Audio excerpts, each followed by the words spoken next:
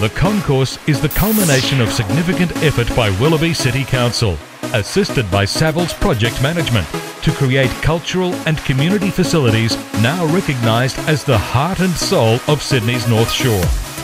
This innovative public development is an outstanding example of the successful delivery of significant community infrastructure by local government.